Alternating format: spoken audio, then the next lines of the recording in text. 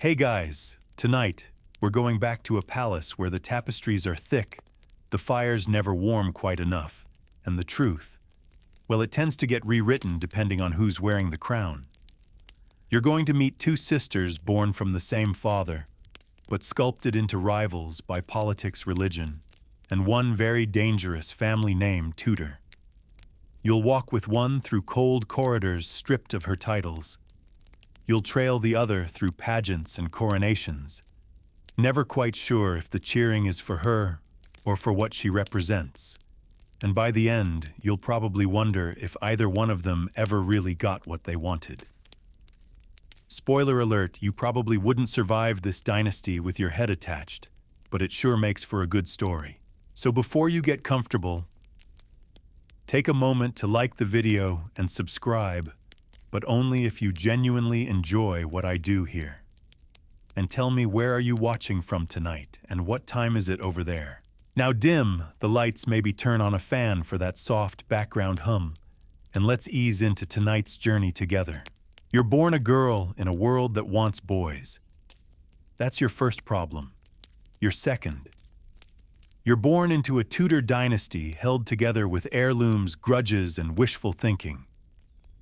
Mary comes first in 1516, pink-cheeked, book-smart, and the deeply Catholic daughter of Queen Catherine of Aragon. Her birth is a disappointment wrapped in silk. No one says it out loud, but it's there in the way the courtiers blink too fast when they say, "Congratulations," and the way her father Henry VIII smiles just a little too tightly. But he does love her at first. Henry likes children in the same way he likes horses, well-groomed, obedient, and easy to show off. And Mary is all of that until she's not. You're raised in privilege. Your tutors teach you Latin, Greek, music, diplomacy, and how to sit, just so smile just right, and never show your fear. Your mother, fierce and devout, teaches you something else, how to hold your ground when men start moving it out from under you. She is no shrinking violet. Catherine of Aragon is battle-born, the daughter of Isabella of Castile, a queen who once rode into war while heavily pregnant. You come from women who do not bend, at least not easily. Meanwhile, across a future, neither of you can see another child, hasn't even been imagined yet. She won't arrive until the year 1533, and when she does, it's with a different kind of weight. Elizabeth is the product of fire. Her mother, Anne Boleyn, is lightning in court, dressed sharp, fast, and bound to get struck. Henry doesn't just desire Anne. He demolishes his whole world to have her. Breaks from the Pope. Tears apart the Catholic Church in England. Declares himself head of a new faith just to get out of his first marriage. And all of that for what? A daughter. Elizabeth enters a court, already fraying at the edges. But unlike Mary, who once stood as heir, Elizabeth is born into controversy from her first breath. Her legitimacy is a question mark printed on royal parchment. Her existence is proof of her father's defiance and her mother's gamble. You as Mary are 17 when your half-sister is born. That's old enough to understand betrayal, but too young to believe it's permanent. At first, you think maybe your father will come to his senses. Maybe Anne Boleyn will fade away like the others. Maybe the church will intervene. But Anne doesn't fade. She flaunts. She parades your little half-sister like a trophy. And worse, your father plays along. He strips you of your title. He tells you you're illegitimate. He tells the world. And suddenly, you're not Mary, Princess of Wales. You're just Mary, the former daughter, the inconvenient girl, the shadow who refuses to shrink. Historians still argue whether Henry ever really hated Mary, or if he just saw her as an obstacle to be neutralized. But when you're living it, it feels personal. Every insult, every snub, every demand that you recognize Elizabeth as your superior, it all lands like a slap. You're banished from court. Your mother is locked away in Kimbolton Castle, left to wither and die in isolation. And worst of all, your father says you can't see her unless you admit you're illegitimate and that his new wife is queen. You don't, not even once.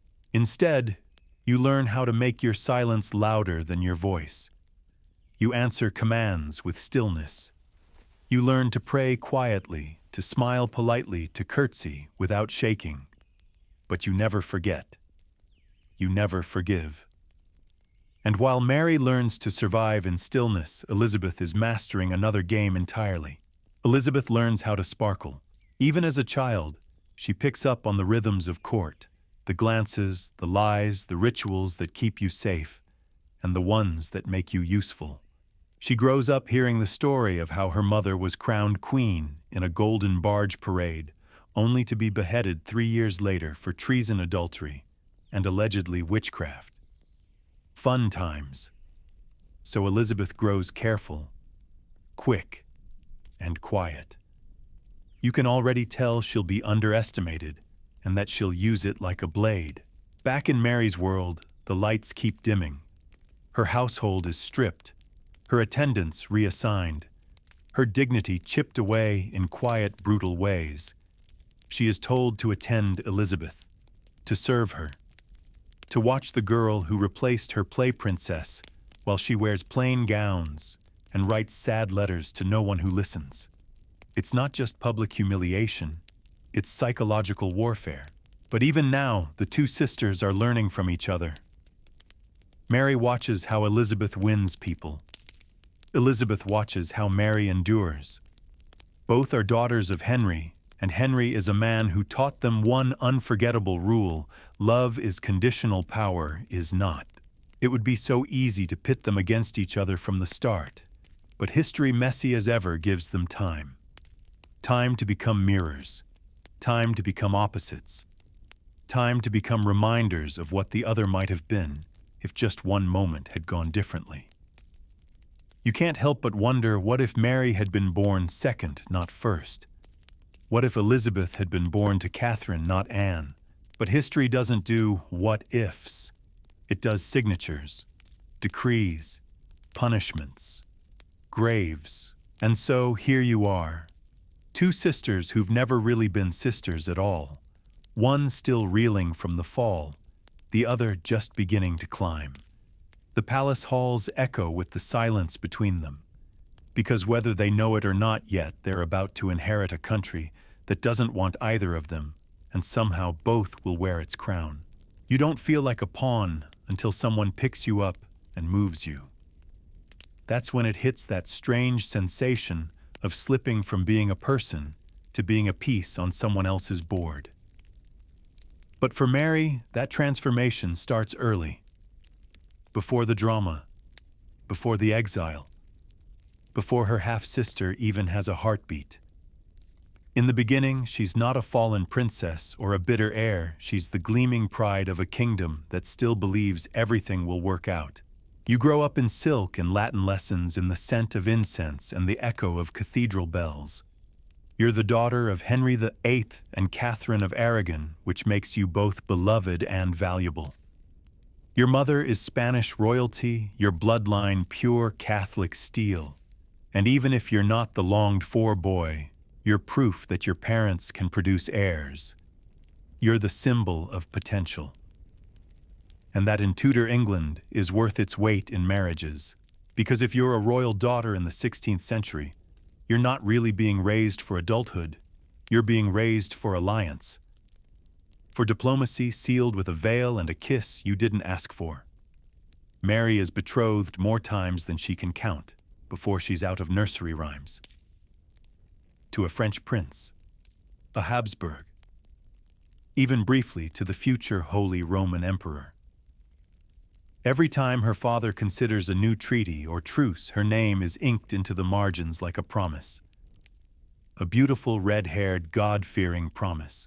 But it's not just her name that impresses. Mary is brilliant.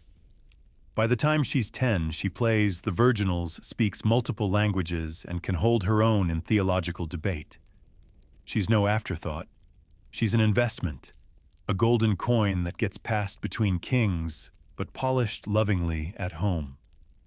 Henry dotes on her, not in the warm, fatherly way people like to imagine, but in the way a man praises his favorite horse for trotting well during parade. Still, to a child, even conditional love feels like sunlight, and for a while it is. Your gowns are stitched in gold thread. Your tutors call you my lady. Your future is being negotiated in scrolls and signets you've never even seen. You write careful letters to strangers you might one day marry, promising vague virtues and loyalty to a name you haven't yet rehearsed. There's a kind of glitter to it all, even if it's all glass underfoot. But every betrothal has a catch. Every treaty has an expiration date. One engagement ends because the prince is too young. Another because he's too old. One potential match gets tossed aside when Henry has a better deal dangled in front of him. And all the while you start to understand what you are: not a daughter, not really. A placeholder. A bridge between power and power. It doesn't sting yet, but it will. Then when you're around 9, you're sent to Ludlow Castle in Wales. That's not just a summer holiday, it's a signal. Ludlow is where princes go to prepare for the crown. By placing you there as the de facto Princess of Wales, your father is telling the world, this is my heir. For now. It's flattering, sure, but also precarious. Because for now is a trap door that never creaks when it opens. You take on more formal education, mathematics, diplomacy, Latin rhetoric, even a touch of strategy. You're being shaped, sharpened, readied for something. And no one says it, but you feel it. If no boy is born, you might become England's first queen regnant. A woman with a crown. The idea is so absurd it's not even openly discussed. England has never had a ruling queen before. The very idea makes bishops nervous. But you think about it. Quietly, late at night. While the wind slips under the castle doors and the candle flickers next to your psalter. You think maybe, just maybe, you are your father's daughter after all. The irony is, while you're dreaming of ruling, your father is dreaming of replacing you. He's aging, but not fast enough to panic. Catherine is still beloved, but not enough to be spared. She's past 40 now. The hope of a male heir is fading like old ink, and Henry is a man who doesn't wait for fate. He makes it. That's when Anne Boleyn enters. Not like a breeze, more like a spark in a dry forest.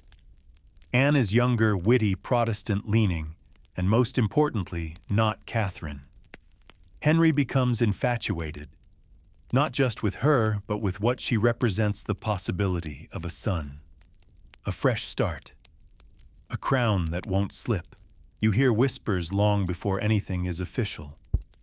Court rumors flutter through halls like moths. Anne is wearing the Queen's colors. Anne is holding the King's hand too long. Anne is refusing to become his mistress. And then the thunderclap: he wants to marry her. Not bed her. Marry her. To do that, he needs an annulment. To get one, he has to move heaven, earth, and Rome. You're 12, old enough to read between the lines, but not old enough to stop the story. The Pope delays. Catherine refuses to bend. Henry decides the church is the problem. And so, in one of history's most audacious moves, he creates a new one.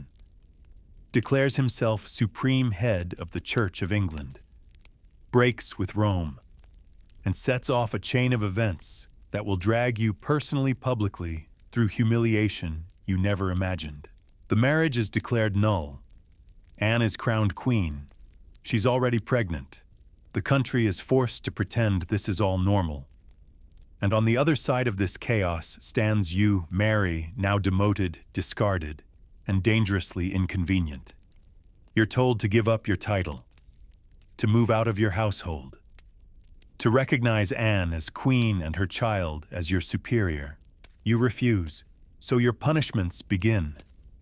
Your attendants are stripped, your guards reassigned. You are removed from palaces and placed in lesser quarters. And then the final insult, you are ordered to serve Elizabeth as a lady-in-waiting to your baby half-sister. Historians still debate whether this act was symbolic cruelty or political necessity. Either way, it's soul-wounding. One moment you were a princess being groomed for alliance. The next, you're folding linens and addressing a newborn with titles that once belonged to you. And yet you endure, because that's what you were taught to outlast pain, to obey God above kings, to keep your back straight and your prayers long. Even when no one answers, still something in you changes. Not breaks exactly, but hardens. The obedient daughter is still there somewhere, but she's quieter now, listening more, watching everything. Because when they stop seeing you as a threat, that's when they start to make mistakes. The thing about disgrace is it rarely arrives all at once. It drips. A courtesy you're no longer offered. A door that no longer opens. A title you no longer hear. And before you even realize it, you're not falling from power, you've already hit the floor. Your mother is dying slowly in a cold, crumbling castle.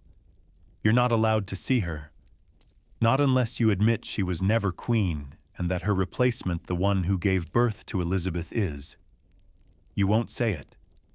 You'd rather stay alone, stripped of your name and future, than betray the woman who taught you how to pray, how to speak, how to survive.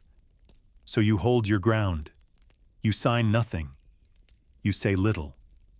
But your silence becomes louder than their orders. You don't see your mother again. Catherine of Aragon dies on a January morning in 1536, likely of cancer.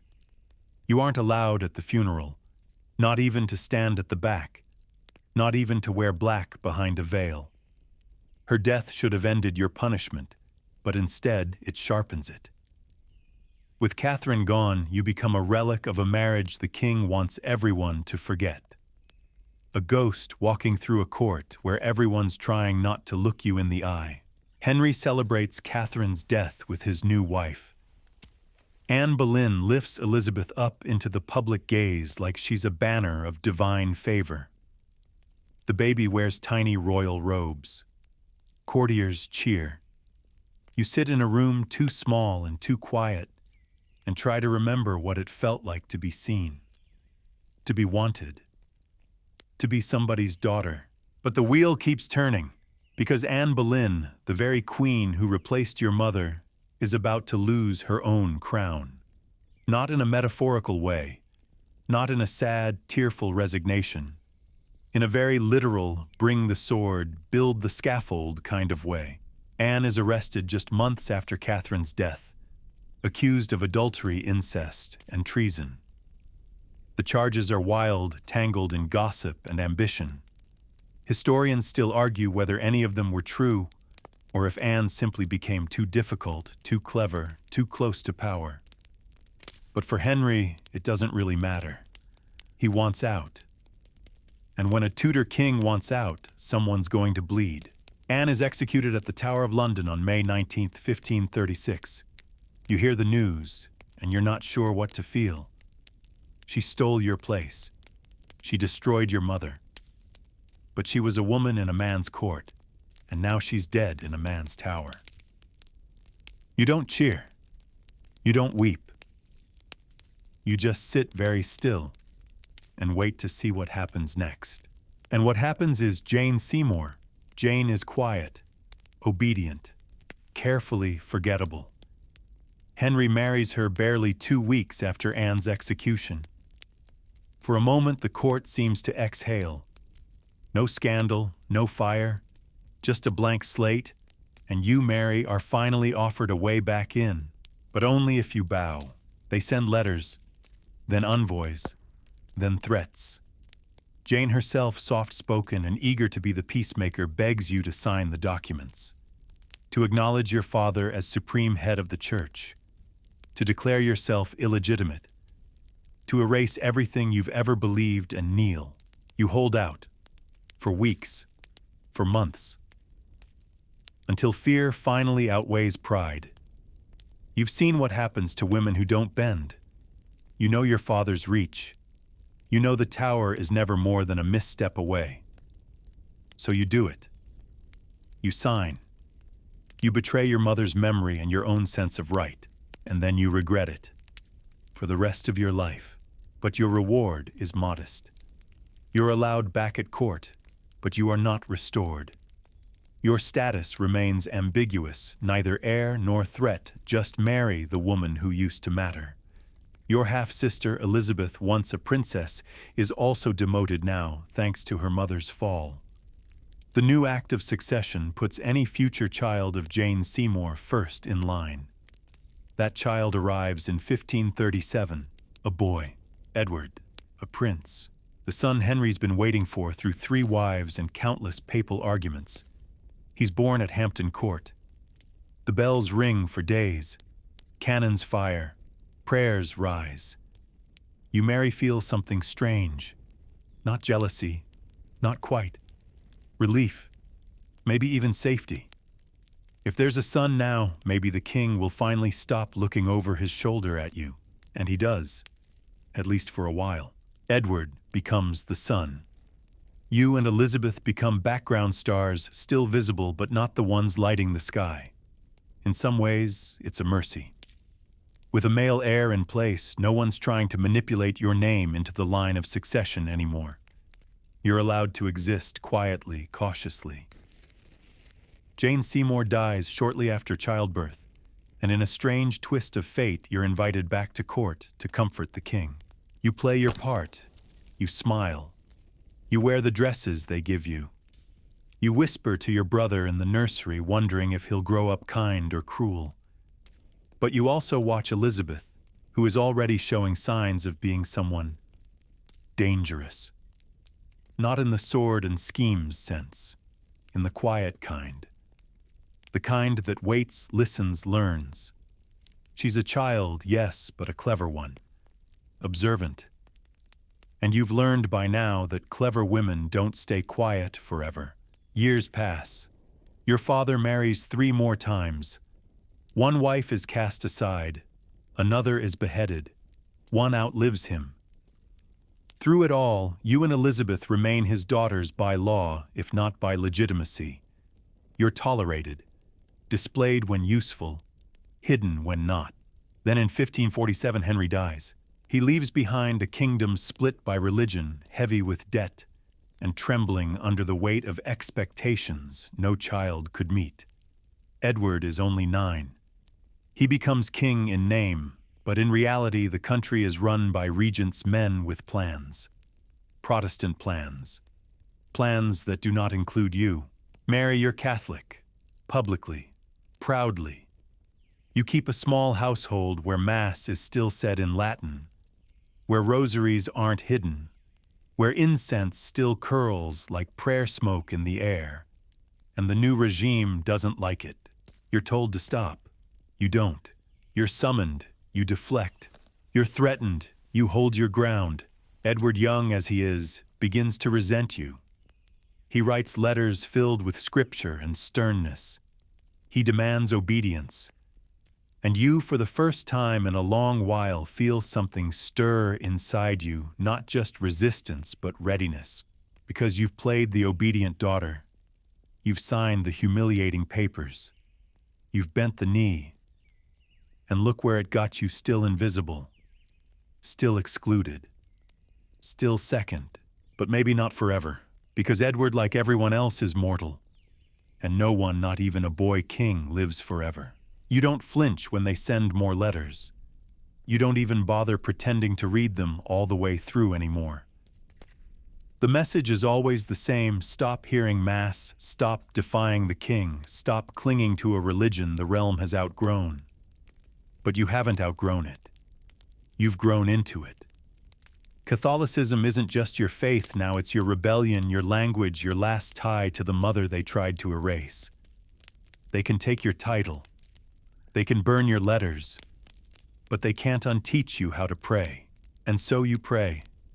Every morning, every evening, behind heavy wooden doors that don't close tightly enough.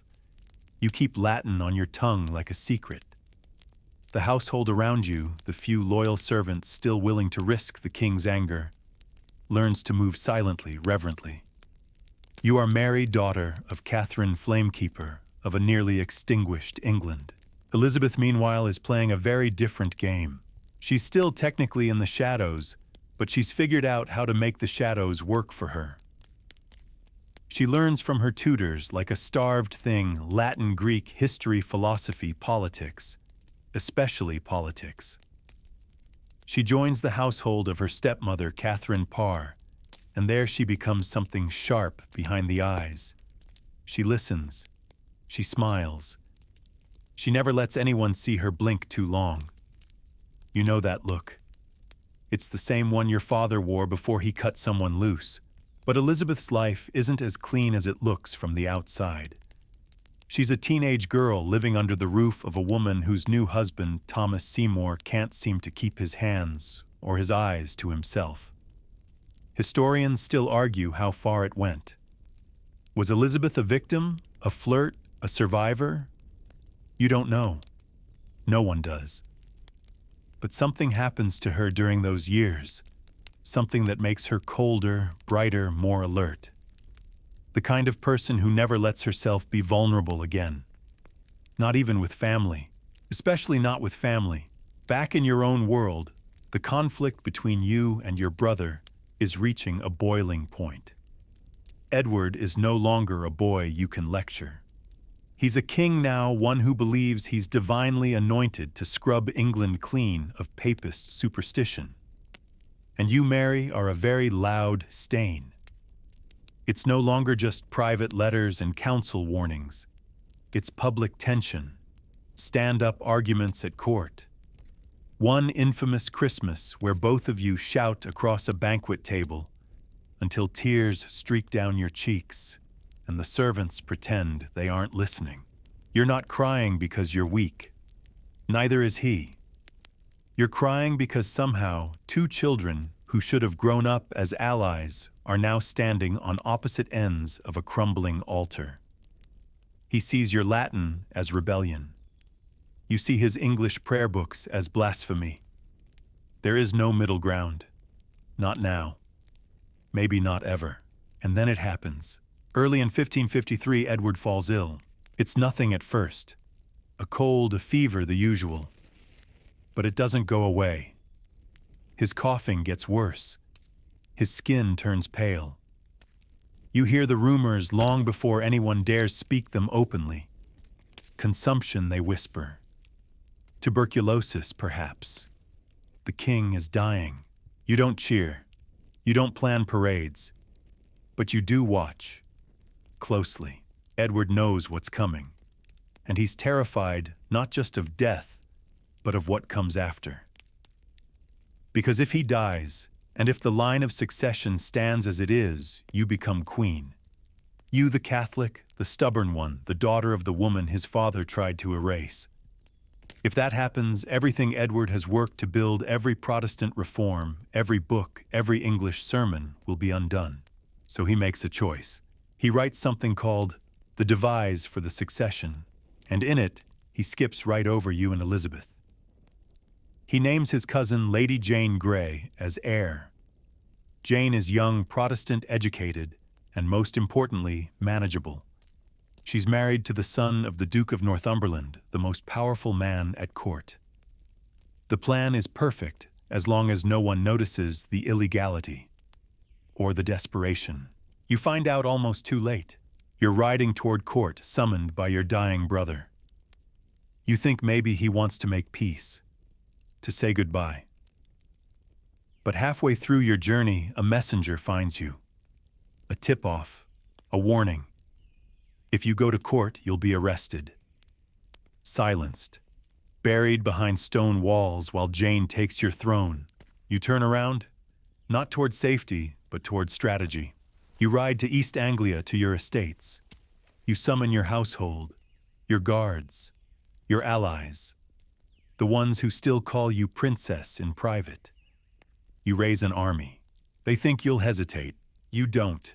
You've been waiting your whole life to stop being someone people bow to only when convenient. You've waded through banishment, humiliation, false signatures, and royal weddings that meant nothing. And now finally you have the right. The legal, unshakable right. You are Henry VIII's eldest surviving child. You are the next in line. And you're not giving it up without a fight. On July 6th, Edward dies. They keep it quiet at first, still trying to control the narrative. On July 10th, Lady Jane Grey is proclaimed queen. She's 17, terrified, and visibly not enjoying the moment. London watches in awkward silence. The bells don't ring. The crowds don't cheer. It's a coronation with no music. Because while Jane stands in velvet under a forced crown, you are marching, gathering, growing. And the people, oh, the people are with you. You're not just the rightful heir. You're the memory of Catherine, the faith they buried too soon, the quiet defiance of the countryside that never quite let go of Latin and incense. By July 19th, the tide has turned completely. London declares for you. The Privy Council switches sides. Northumberland is arrested. Jane is removed from the Tower and declared a usurper. And you, Mary, are Queen of England. For the first time in history, England bows to a crowned queen, not a consort, not a puppet, but a sovereign in her own right. You ride into the city with Elizabeth beside you, both of you dressed to dazzle. The streets are swept. Tapestries hang from windows. Crowds chant your name. And Elizabeth, tall, poised, unreadable, rides at your side, her presence both a show of sisterhood and a subtle reminder of succession. You wave, you smile, but deep down, you know better than to believe this will be easy. Because now you have the crown, but you also have enemies, and one of them might be smiling next to you. You don't sleep much your first night as queen. How could you? The cheers still echo your ears, ringing with the sound of history being rewritten in your favor. But beneath the velvet and jewels and scripted declarations of loyalty, you know the truth. Half the kingdom cheered because they believe in your cause. The other half cheered because they're tired of uncertainty and would rather pick a familiar ghost than gamble on another puppet. You're not naive. You've spent too many years being erased to believe that the crown alone will protect you. So you act fast. You hold your first council. You make it clear England will return to the old faith. The Church of Rome will be restored. Mass will be said in Latin again. The break with the Pope over. It's not immediate, though. You ease the country into it, or at least that's what you tell yourself. In reality, the changes are swift. Heresy laws are revived. Protestant bishops are arrested or dismissed. And as for your brother's legacy, you don't just undo it. You salt the earth behind it. Still, not everyone resists. In fact, many people, especially in the countryside, welcome the return of Catholicism. It feels familiar, like an old hymn suddenly returned to the church choir. They missed the incense, the saints, the rituals. For them, the Protestant experiment was always a bit too sharp, too new. Like trying to pray in a language that doesn't fit your mouth, but you know this isn't enough. If the Catholic faith is to truly survive, it can't rest on ceremony alone. It needs permanence. It needs bloodline. It needs a Catholic heir, which means you need a husband. You've avoided this question for years, hiding behind exile and uncertainty. But now it looms larger than any stained glass window. Without a child, without a son, everything you've worked for will be undone the moment you die. And standing right there in your court, smiling politely, is Elizabeth. Still Protestant, still popular, still the living embodiment of everything you were forced to surrender. So you look to Spain. You've always felt Spanish, really, your mother's voice lingering in the back of your mind, her pride braided into your sense of self. And Spain, with its royal Habsburg line, offers the perfect match. Prince Philip, son of the emperor, a man with titles, armies, and most importantly, faith. You sign the betrothal with resolve. You tell your council it's a brilliant political move. You tell the public it's about strengthening Catholic alliances. But deep down, you know the real reason. You want a child. You want a son. You want a future where no one will ever again doubt that a woman, especially a Catholic woman, can rule. The backlash is immediate. Parliament grumbles. The people grow anxious. They imagine Philip as a foreign invader whispering commands to English nobles in a language they don't understand. They picture their daughters marrying Spanish dukes and their sons sent off to fight in Spanish wars.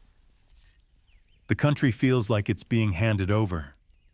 And the worst part, Philip hasn't even set foot in England yet. You press on. The marriage goes ahead.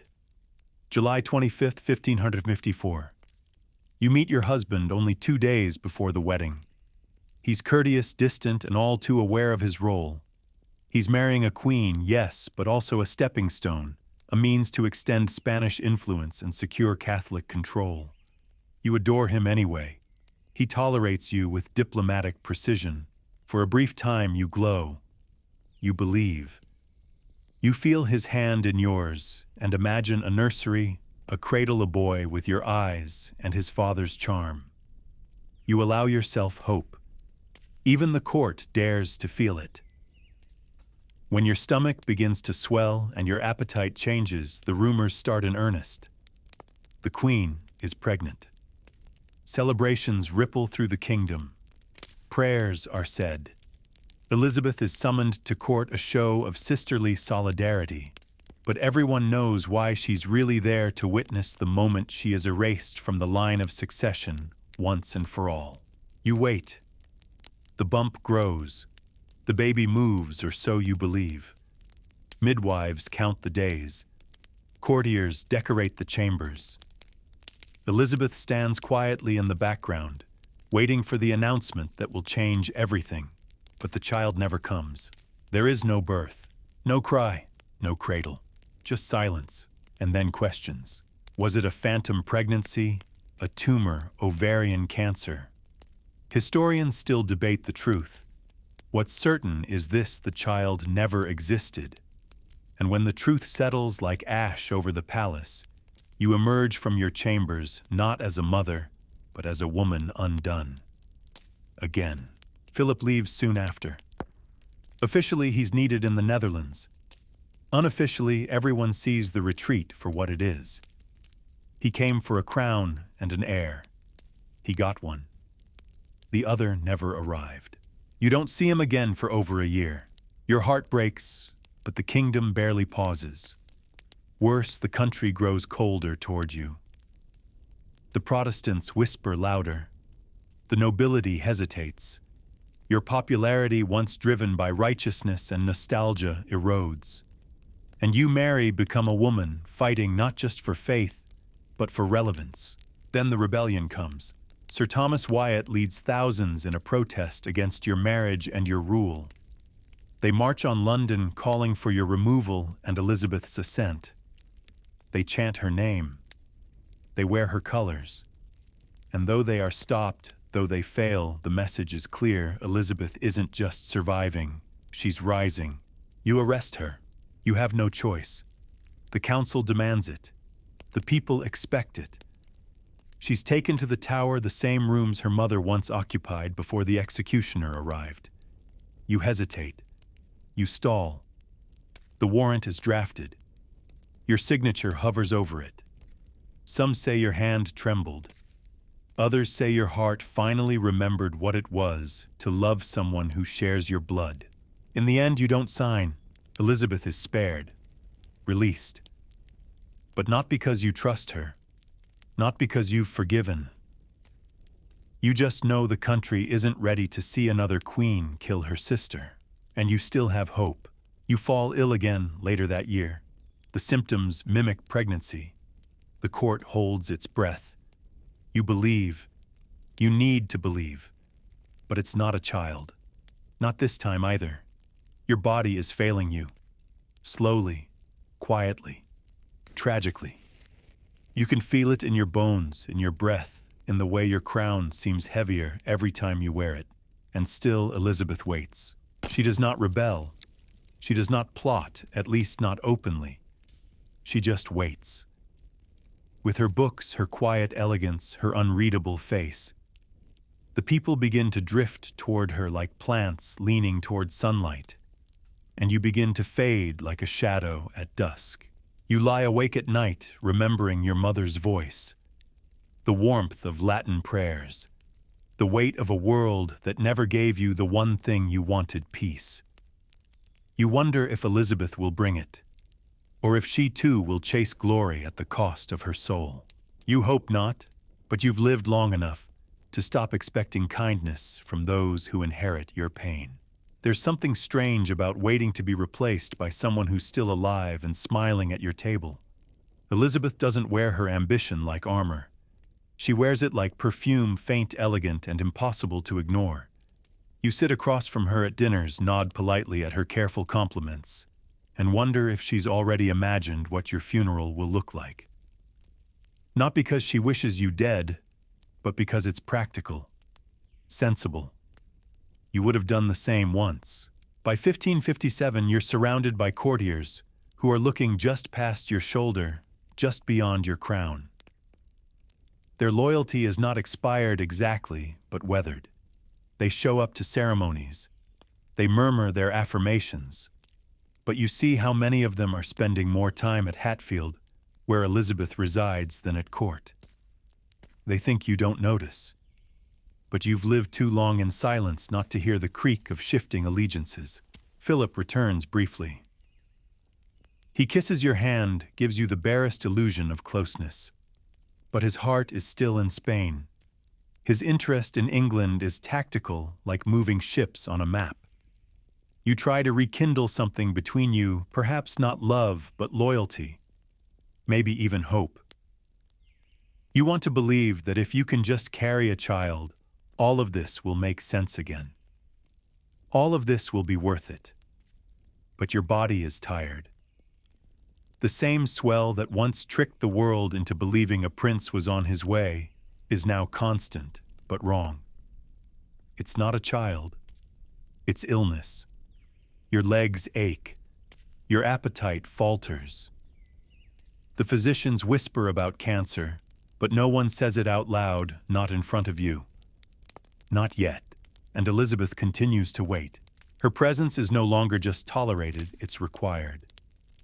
When Philip proposes that she marry a Catholic prince to keep the alliance intact, she refuses, politely, firmly, repeatedly. You press. Your counsel presses. She continues to say no. Her reasoning is always the same: she will marry only for the good of England. Which means, of course, she will marry no one at all. Historians still argue whether Elizabeth made that decision out of heartbreak, fear, or cold strategy. Maybe it was all three. But you can feel it that she has no intention of giving the country to a husband, or to Rome, or to anyone else. Elizabeth plans to rule alone. You try again to produce an heir, or at least the illusion of one. In late 1557, your belly swells once more. The midwives are called. The council holds its breath. But again, no child comes. The same pattern, the same heartbreak, the same silence. This time there is no public celebration, no banners, no mass of thanksgiving, just fading flowers and nervous glances. Your health deteriorates quickly after that. The palace corridors grow quieter. Your footsteps echo more slowly. People begin to speak of you in the past tense even while you're still in the room. And the courtiers, always attuned to the shifting wind, begin making pilgrimages to Hatfield, again bringing Elizabeth small gifts, practiced smiles, long conversations. You watch them go, and you know. You know it's already begun. The crown hasn't left your head, but it's already floating toward hers. Still, you don't release her. Not entirely. You keep her close. Not as a sister, not even as a rival, more like a reminder. You bring her to court. You make her walk beside you in processions. You have her kneel during masses she doesn't believe in. You think if you can keep her tethered to you, she won't drift into rebellion. But Elizabeth is a master of appearing compliant while thinking 3 moves ahead. She plays the obedient heir, she bows at the right times. But you can see it just under the surface, her mind is already ruling. Her posture is already wearing the crown, and the people, they're beginning to accept it. Not because they hate you. Some still love you. Some remember your bravery, the way you stood up against Lady Jane, how you rode into London, not as a bride or a consort, but as a rightful queen. But others, too many, now associate your reign with failure, with empty bellies, with Spanish ships, with fire. Yes, the fires. They never forget those. Nearly 300 people have been burned for heresy since your reign began. You didn't plan for that. You thought a few executions would be enough to restore order, to send a message. But the message spread farther than you expected. And instead of obedience, it bred fear, and then resentment, and then legend. You become Bloody Mary. It's not your name. It's not your truth. But it's sticky and it sticks. It follows you in the dark corners of sermons, in nursery rhymes, in the way children look at the red in the sunset sky and say your name like a curse. You try to explain. You didn't want blood. You wanted unity. You wanted salvation. You wanted your people to know God again, to live without sin. You thought if they could just be shown the cost of heresy, they'd come back to the faith that raised you. The faith your mother died defending. But that's not what they remember. They remember the smoke. They remember the screams.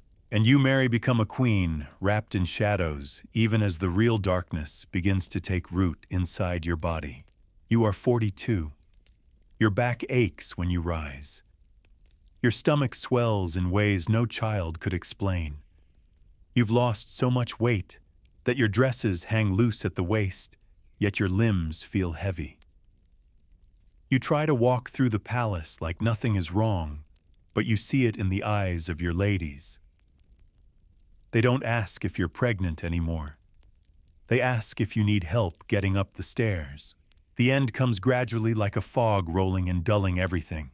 You lie in your chamber, and the priests come and go. Philip doesn't return. The council waits. Elizabeth waits. You wonder if the bells will ring for you like they did for Edward. If the people will mourn you, or if they're already planning her coronation behind closed doors. Maybe both.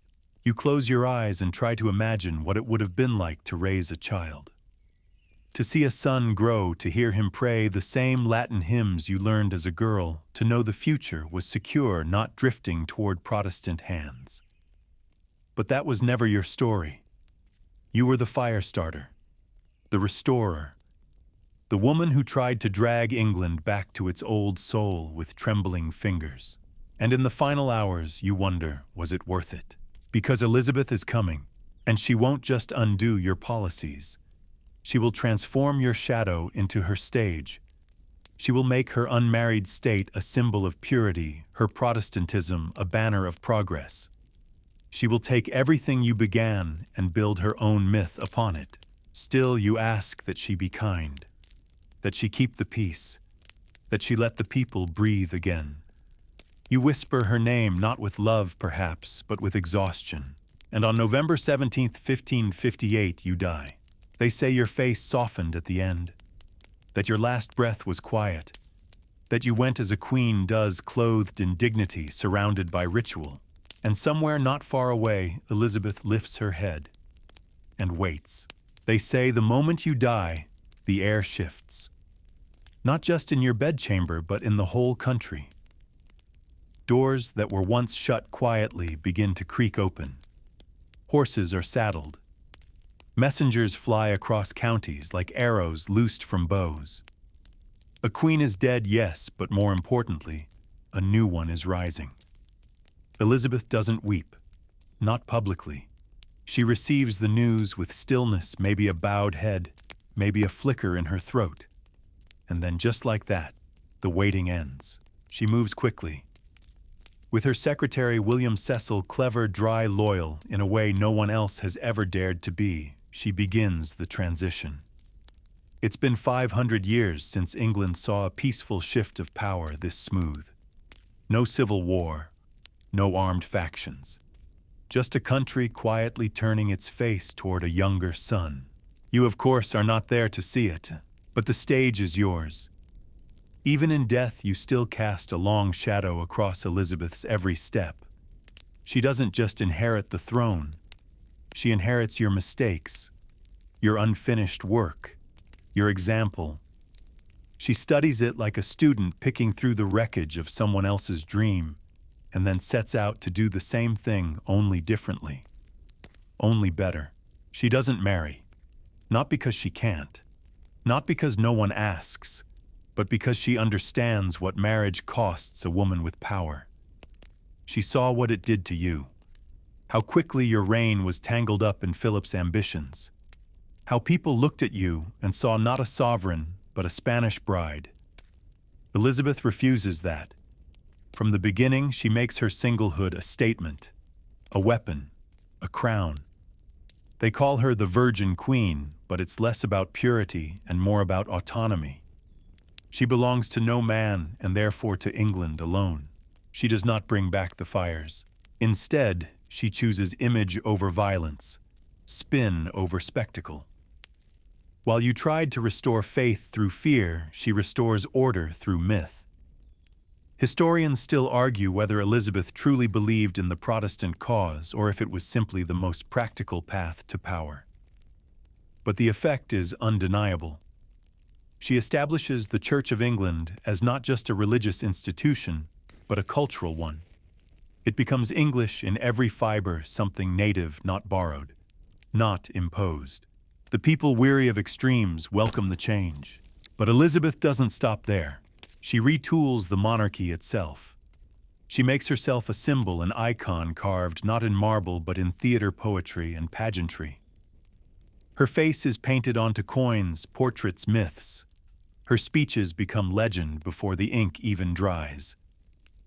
She tells her people she has the heart and stomach of a king, and they believe her because they want to. They need to. And what they don't know is that underneath the ruffs and the pearls and the fierce proclamations, she is still the girl who watched her mother die for ambition, who sat in a cold tower room while her sister considered signing her death warrant, who learned that survival means knowing when to bow and when to burn. Elizabeth's court becomes a magnet for brilliance. The arts flourish. William Shakespeare picks up his quill and begins to spin whole worlds. Edmund Spenser writes odes to her mythic glory. Explorers sail east and west under her name, chasing spices and gold, planting English flags in soils that never asked for them. It's messy, imperial, sometimes violent. But in the eyes of the world, it looks like strength. And back in London, Elizabeth rules with a balance of distance and drama. She is never fully accessible, never fully predictable. She surrounds herself with favorites but gives none of them real power. She keeps suitors circling like moths around a candle she never intends to snuff. The French prince, the Austrian archduke, even Philip himself, your Philip, writes to her after your death proposing marriage. She writes back with grace and diplomacy, and never agrees. You'd think the ghost of your reign would haunt her, but she walks right through it barefoot and unbothered. Yet despite all the glitter and glory, she never forgets where the fire came from. She doesn't repeat your tactics, but she learns from your intent. Take the Navy, for example. It's easy to credit Elizabeth with its rise, but you laid the groundwork. You commissioned ships, encouraged voyages, pushed for new trade routes. You opened England's gaze beyond its borders, even if it was Philip's map you were reading. Elizabeth takes that seed and grows it into an empire. She also benefits from your legal legacy. The idea that a woman could rule not as a wife or a placeholder, but as a monarch in her own right, that started with you. You were the one who stood before Parliament and said in effect that a queen holds the same authority as any king, that her rule is not less because she wears skirts. Elizabeth never has to argue that point. You already did it for her, but she does improve the delivery. Where your reign was bruised by uncertainty, hers becomes a performance of certainty. You showed the country that a queen could hold power. Elizabeth shows them how that power can be worshipped. Still, the loneliness doesn't change. She may wear the crown better more comfortably, but she too walks alone. She too wakes in cold chambers and hears silence where a family should be. She too carries the ache of being both woman and monarch in a world that trusts neither.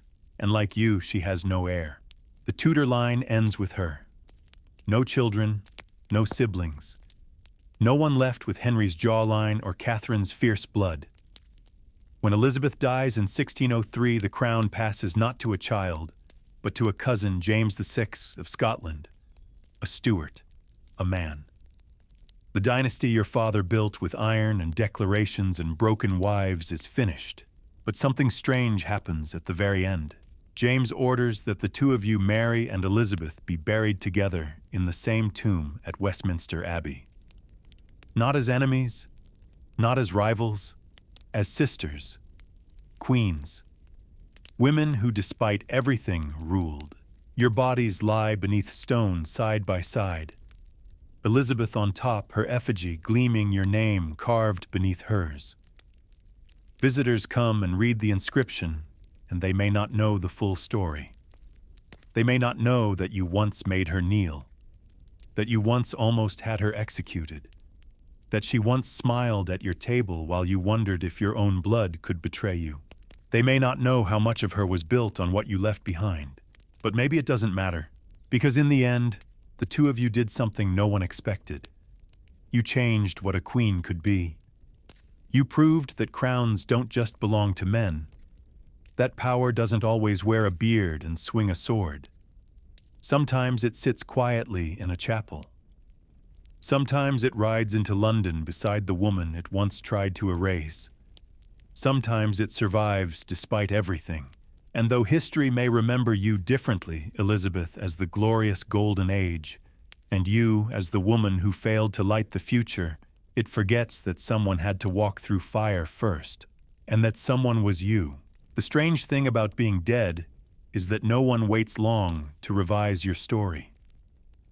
Your body hasn't even cooled beneath the marble tomb, and already courtiers are adjusting their memories. Portraits are moved, titles reshuffled. Elizabeth steps into the throne room, not just as queen, but as the new lens through which everything before her will be judged, including you. And she wastes no time. She restores the Protestant Church within weeks of taking the crown. No long debates, no drawn-out councils. She simply does what everyone expected she would. Masses return to English. Altars are stripped again. Bishops once burned or banished are invited back. The papal connection is severed permanently. You tried to pull England back toward Rome. She yanks it forward toward something new, something purely hers. But what she does most cleverly and most quietly is erase your legacy. Not with slander, not with direct condemnation. She doesn't need to. She simply lets your image fade. School books mention you only to explain what Elizabeth isn't. Chroniclers refer to you with a wince. Your name becomes a footnote, then a cautionary tale, then a nickname soaked in blood. Bloody Mary. It sticks like ash. Still, she doesn't destroy everything, because buried beneath her pageantry, Elizabeth is far more like you than she pretends. You both understand the delicate balance of image and fear. You both learned how to read a room faster than you read a prayer. You both knew what it was to kneel for forgiveness and rise with strategy in your pocket. She just learned how to smile while doing it. Her court grows into a theater. Everything is performance, her wardrobe, her speeches, her silences. When she appears in public, it's like the sun arriving in a stained glass chapel. People cry, fall to their knees, offer gifts and poems and endless praise. But she's always just out of reach. You gave your heart too easily. She keeps hers under lock, and yet the ghost of your reign trails her. She feels it most in the tower. She returns there once, not long after her coronation, to inspect the rooms where she was once held. The rooms where you nearly signed her death. She doesn't linger. The silence is too familiar, too dangerous, too soaked in memory. Some say she refused to sleep there altogether. Others say she stared at the walls for hours. Either way, the past is not dead. It just walks softly behind her. She surrounds herself with men she trusts, Cecil Walsingham Dudley. But she never forgets that trust is currency, and it can be spent only once. She holds her cards close. When the Spanish Armada threatens in 1588, she stands before her troops in armor, claiming the heart of a king, the body of a woman, and the will of both. She wins the people. She defeats the fleet. She carves her name into the soul of the kingdom. You never had that kind of victory. But then again, you never had that kind of stage. Still, there are moments, small ones, when Elizabeth seems to remember you not as a problem to be solved, but as a sister to be reckoned with. She keeps your portrait in her private rooms. She never publicly desecrates your memory, never removes your burial place. She allows the two of you to rest in stone together under the weight of one crown, as if to say, we were never so different. Historians still debate whether that was mercy guilt or just clever politics. Because by this point, Elizabeth is not just a queen. She is myth. She is Gloriana Astrea, the virgin queen who ruled like a god and married no man. Poets compare her to Diana, to Minerva, to the very spirit of England itself. And no one, not even you, gets to interrupt that narrative. But myths are lonely things. As the years pass, she loses nearly everyone she ever loved. Her favorites die. Her ladies age. The court becomes quieter. The palaces feel colder. And still she refuses to name an heir. Refuses to plan for what comes after. Because if she does, it means admitting there will be an after. And queens, like gods, are not supposed to die. You at least accepted the ending. She resists it. She ages slowly, then suddenly. Her hair thins. Her teeth ache. She paints her face whiter, adds more pearls, more jewels, more layers of lace to distract from what time steals. She dances less, speaks more carefully. Some say she begins to forget names. Others say she remembers too many. Names like yours. She dies in 1603 after 45 years on the throne. Her death, unlike yours, is mourned across the realm. Bells ring for days. Poets weep into ink. The nation holds its breath as if the sun has fallen from the sky. And yet her reign ends the same way yours did, with no child, no heir of her body, no continuation of the dynasty that once seemed eternal. The Tudor line born from your father's obsession dies with her. The crown passes to the Stuarts, to a new family, to a king raised far away who barely knew either of you. James VI of Scotland becomes James I of England, and the new age begins. But before he rules, he makes one decision that ties the past to the future. He brings you together. You, Mary and Elizabeth, are laid to rest in Westminster Abbey. One tomb, one inscription, one effort at unity. It's not love. It's not forgiveness. It's legacy. Two women who ruled, two women who endured. Two women who were told over and over that they were not enough and ruled anyway. The tomb says nothing of the arguments, the fear, the nearly signed death warrant. It doesn't mention the fires or the rebellions or the hours spent watching each other through careful smiles. It just says your names, side by side. Sister, Queen.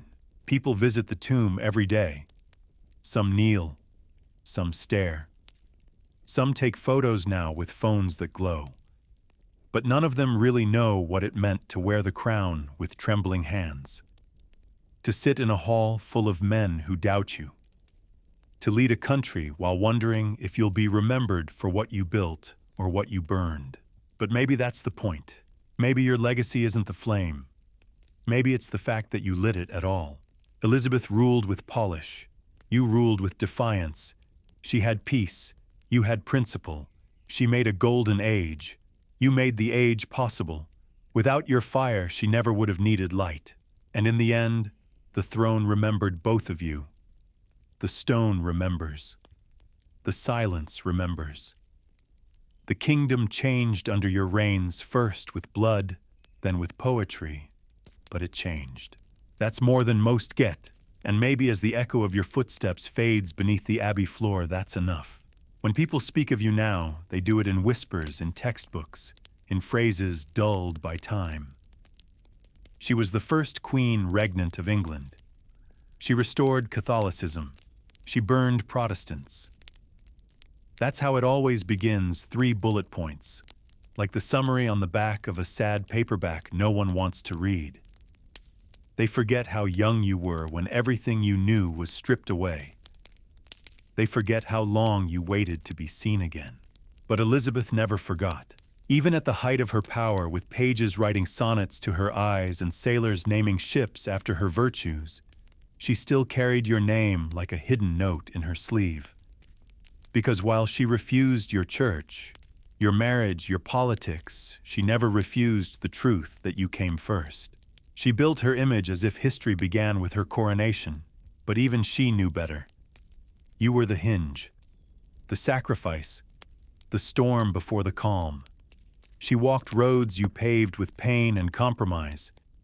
You were the test run for female monarchy. She was the result. And yet the country only seems to remember the difference between you, the fires, the virginity, the glory, the failure. It's cleaner that way. Easier to divide, easier to digest. But history, like sisters, is never clean. It's tangled, contradictory, and uncomfortably close. And your story is knotted tightly with hers. Still, as years passed, your memory didn't vanish entirely. Some Catholics remembered you with reverence, whispering prayers for your soul long after it was unfashionable to do so. Some Protestants studied you as a warning, a lesson in the dangers of zealotry. But the common people, those who once lined the roads to cheer your entrance into London, mostly remembered the fear, the smoke, the smell of burning flesh curling through the market square. That was what lingered. And that more than anything broke you, because you didn't want fear. You wanted salvation. You wanted England to be whole again, to kneel together in unity beneath the same cross that shaped your childhood. You truly believed that what you were doing, the laws, the executions, the excommunications, were for the soul of the realm. Not vengeance, not cruelty, just necessity. Historians still debate how sincere you were. Some call you a fanatic. Others say you were a broken woman clinging to control. But sincerity was never the problem. You believed every word. That was the danger. That was also the tragedy. Elizabeth saw it. She learned from it. Her version of religion was colder, cleaner. She didn't set people on fire. She simply silenced them, banished them. Let them rot quietly in the corners of the kingdom. And because the streets didn't fill with ash, the people called it mercy. But the pressure was still there. The rules were just quieter. You shouted your truth. She whispered hers. The result in both cases was obedience. But politics aside, what may have cut deepest was this. She got the love you never received. They sang for her, wrote for her, marched for her. They called her Gloriana Astrea, the fairy queen. They built her into legend while she was still breathing. No one called you a legend. No one wrote you a sonnet. When they spoke of your love story with Philip, it was as a cautionary tale. When they spoke of your faith, it was as firewood. You wonder sometimes if she ever envied you. Not your reign, not your legacy, but your certainty. You knew who you were, knew your God, knew your path. Elizabeth lived in constant ambiguity, never married, never forgiven, never quite free from the shadows that raised her. She was a queen sculpted out of mirrors. You were one built from stone, but maybe that's why they buried you together. Not because you reconciled, not because your reigns aligned, but because you were the two ends of the same thread. Together you showed the world what female power looked like in its rawest form and in its most polished. You showed England it could be led by a woman without falling apart, and that truth lasted. After you and Elizabeth Queens were no longer accidents. They were precedents. Victoria came next. Then Elizabeth II. And every time a woman ascended the throne, she carried a little bit of your history with her, your defiance, your devotion, your disaster. Elizabeth made queens look invincible. You made them possible. But in the final years of your life, you didn't feel like a pioneer. You felt like a warning. The sickness that consumed you was slow gnawing. Your stomach swelled again, not with life, but with something that would never be born. The court pretended to hope, but you saw the eyes of your ladies as they dressed. You saw the fear, the pity. You felt the way people moved around you, as if expecting you to collapse at any moment. And Elizabeth, still playing the dutiful heir, waited. Not with daggers or poison, but with patience. It was the crueler method in some ways. She never betrayed you. She never challenged you. She just let time win. And when it did, she stepped into the space you left, like someone fitting perfectly into a garment made to measure. She ruled with confidence you never had the time to develop. With peace you never had the allies to secure. With a myth you never had the poets to write. And as she stood in front of her people, bathed in sunlight, her hands lifted in benediction, the world tilted toward her and away from you. But not entirely, because even in her prime, she had to answer questions you forced the kingdom to ask. Can a woman rule without a husband? Can a queen speak with the voice of a king? Can England survive the soft tread of female footsteps on stone floors? You answered those questions first. Badly, maybe. Boldly, definitely. Without your failures, her successes would have meant less. Without your struggle, her triumph would have seemed less miraculous. You were the broken path she walked to find her way forward. And sometimes that's what history demands, not a hero, but a harbinger. So maybe they'll always call you Bloody Mary. Maybe they'll never understand what you were trying to save. Maybe they'll forget that before the flames there was faith. And before the crown, there was a girl, red-haired, sharp-tongued, brave beyond her years, who wanted nothing more than to be loved by her father, respected by her country, and remembered not for how she ruled, but for why she tried. Maybe they won't remember any of that. But you and Elizabeth, you remember. And now in the quiet darkness of Westminster Abbey, beneath the same stone you rest. Side by side, in silence, in memory, in legacy. No one knows exactly who chose the inscription. Maybe it was James, newly crowned and eager to smooth the rough edges of Tudor memory. Maybe it was a court clerk, tired of drafting endless titles and declarations, who settled on something simple. Maybe it was Elizabeth herself, whispered in a final moment of clarity, when the weight of crowns and choices and ghosts became too much to carry alone. Either way, it's carved now, etched in cold stone for generations to read. Partners both in throne and grave, here sleep two sisters, Elizabeth and Mary. It's poetic. It's also a lie. You were not partners. You were rivals crafted by fate, forced to live out parallel fates on a collision course with one throne and no mercy. You were not companions. You were contrasts. And yet here you are, entombed in the same chapel, the same earth, beneath the same vaulted ceiling, that once echoed with your footsteps. One set cautious and heavy with grief, the other light and deliberate like a dance no one else heard the music to. Still, it's peaceful now. The crowds who once cheered your arrivals and whispered your names like spells have quieted. They come with maps and audio guides and curious eyes. They snap pictures. Some pause longer than others, reading your names aloud under their breath, as if saying them together might unlock some forgotten harmony. But they don't know what it meant. Not really. To be the daughter of Henry VIII, born under pressure, raised on a knife's edge and told in two different ways that you were the wrong kind of woman for power. You were too devout. She was too calculating. You clung too hard to old faith. She changed faith like fashion. You gave your heart too easily. She never gave hers at all. And both of you, so different, so stubborn, so brilliant, were trying to survive a world that preferred queens dead or married, preferably both. But somehow, against every expectation, both of you ruled. You, Mary, walked through fire, literally and politically. You reasserted your mother's honor. You brought England back to Rome, if only briefly. You stood against the tidal wave of Protestant reform and held the line even when it scorched your hands. You made decisions no one wanted to make. You endured ridicule, exile, betrayal, false pregnancy, public scorn, and private illness, and still wore the crown until your last breath.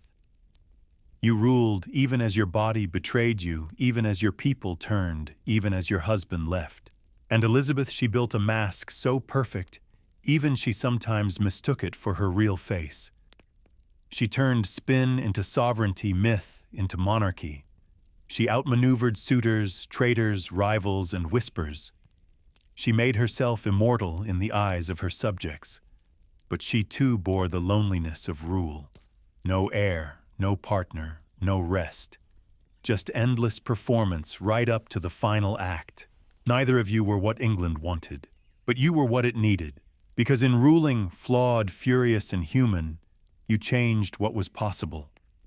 You dragged monarchy out of the hands of kings and into the arms of daughters. You made it undeniable a woman could rule with conviction.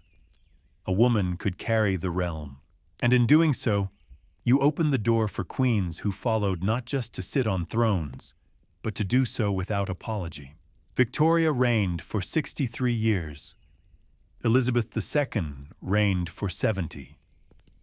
Both bore the weight of empire change and war with the calm certainty of women who had centuries of female power beneath them. And at the root of that lineage, buried in the quiet beneath the abbey, are you and your sister, the beginning, the broken and the brilliant. People still argue about who was better. They reduce it to numbers. Elizabeth ruled longer, oversaw a golden age, left a cultural legacy that continues to glow. You ruled briefly, fought uphill the entire way, and left behind a country split in two. But numbers don't capture what matters. They don't record the nights you cried alone in a cold chamber. They don't measure the fear in your gut as you signed your sister's pardon, not knowing if she would return the favor. They don't weigh the unbearable silence after a phantom pregnancy when hope slipped away, and no one dared say it aloud. Elizabeth may have won the narrative, but history, real history, is messier than victory, because there are lessons you taught that she couldn't. That love doesn't always redeem. That power, when taken without wisdom, burns. That being right is never enough. That ruling for women means bleeding invisibly while the world watches only your smile. And that even when your body fails, your legacy doesn't have to. In the end, neither of you left a child, but you left something stranger, a template, a warning, a possibility. Now, centuries later, your tomb is polished by time and footsteps. Visitors don't always realize there are two of you beneath that stone. They see Elizabeth's effigy lying above golden and serene and assume the space is hers alone. But you're there, just beneath, just behind, just like always. supporting the weight of a history that never gave you your due. And maybe that's enough. Maybe being remembered wrongly is better than being forgotten entirely. Maybe being the shadow behind the crown is still a kind of legacy. Because no one, not even Gloriana herself, could have stood so tall without the lessons your reign carved into the throne. And now, as the abbey grows quiet again and the last tour group drifts toward the gift shop, your name lingers faint but present in the chilled stone air. Mary, Queen, not bloody, just remembered. So now, as the story draws to a close, let the noise of courts and crowns drift far behind you. The halls of Tudor palaces fade, their cold stone softened by time, their banners long fallen. You've walked through fire and pageantry, through the silence of sisters and the noise of history, and now it's quiet. Let that quiet stretch. Picture the tomb again, cool marble, simple inscription, soft light, filtering in from high stained glass windows. The air is still. You almost expect to hear breathing, as if the stories resting beneath that stone are still awake, just dreaming. There's something comforting about it, isn't there? The idea that no matter how loud history gets, it ends here in rest. Not in fire, not in betrayal, just in stillness. Elizabeth lies above regal even in death. Mary rests beneath strong in a way few ever saw. Two women carved by conflict, joined not by affection but by understanding. Each ruled alone. And yet here they lie forever, side by side. No more letters to sign, no more decisions to make. Just silence. You're safe here now. Let your breath slow. Let your thoughts settle like dust across a forgotten crown. The world will keep spinning. Stories will keep being rewritten. But tonight, you've touched something deeper. A truth beneath the myth. A softness inside the storm. Close your eyes and let these two sisters keep watch. They've done enough. And so have you. Good night.